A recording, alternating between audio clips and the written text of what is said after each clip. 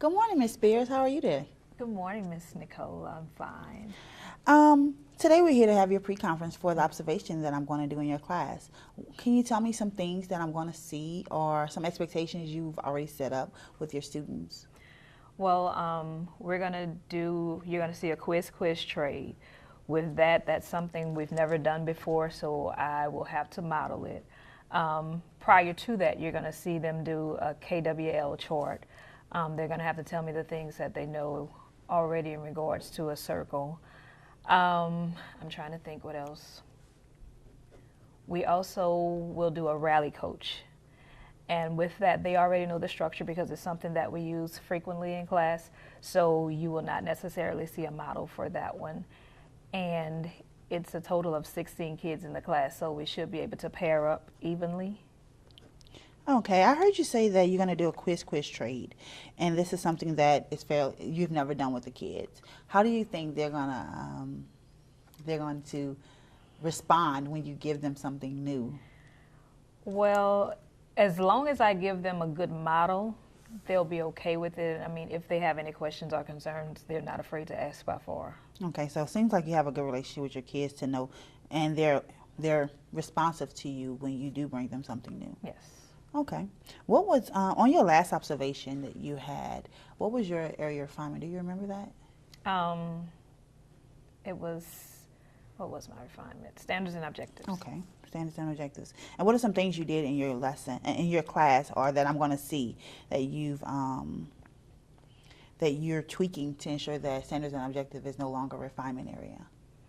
I'm going to make sure that the objectives are communicated throughout the lesson and that the students actually understand the criteria that goes with each objective and that they can actually self-assess based off of that.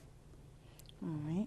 And what are some ways you're going to allow them to self-assess throughout the lesson? Well, previously I talked about the KWL. Okay. Also, they are going to have their Where Am I Now sheet, which has all of their learning targets. They have to write them down and they have to rate themselves before the lesson, during the lesson, and after the lesson throughout on both learning targets that they're going to actually have on that day.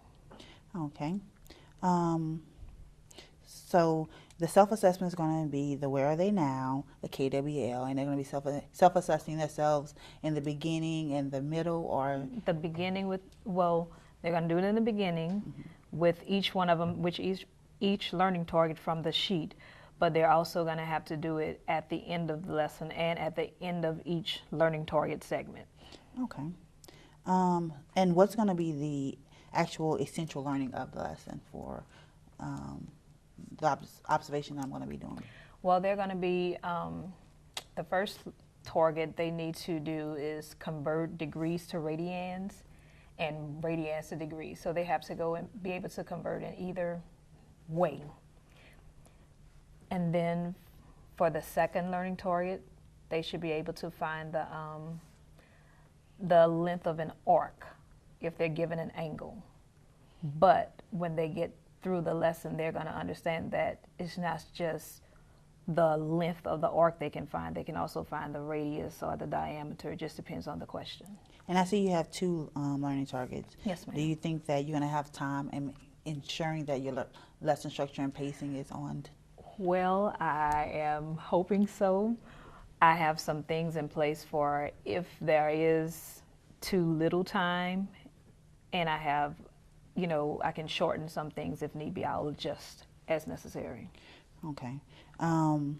So, because you do have two, so I know you're going to be pacing yourself fairly well, and you do that. When I've come in and observed, and done walkthroughs, I've noticed that you do pace yourself pretty well.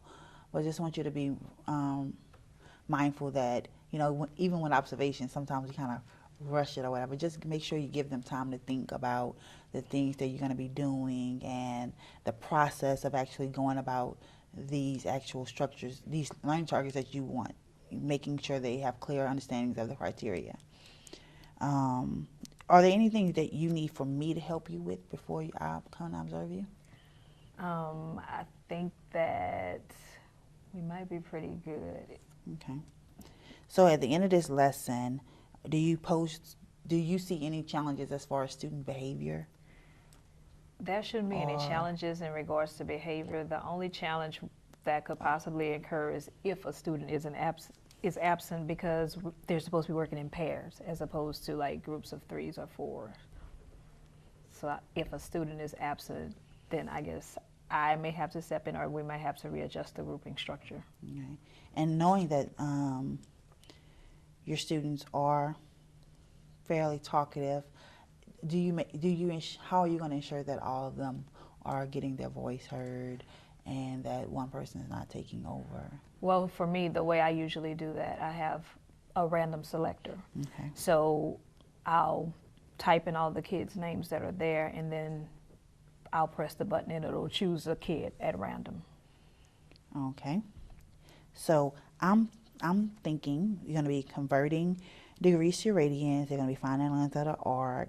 You're going to give them time to self-assess. They're going to do a KWL at the beginning.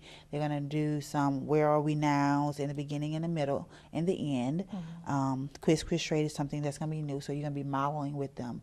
Are you going to allow the students to model with you, or are you just going to do it yourself? Or well, the way quiz trade works, like I need another partner, so okay. A kid is going to have to actually step up. I'll just throw something in there that they'll be able to answer to kind of just get the point across. Okay. And you're going to have some opportunities for rally coaching where they're going to be peer helping each other. So there are going to be some groupings yes. within this lesson.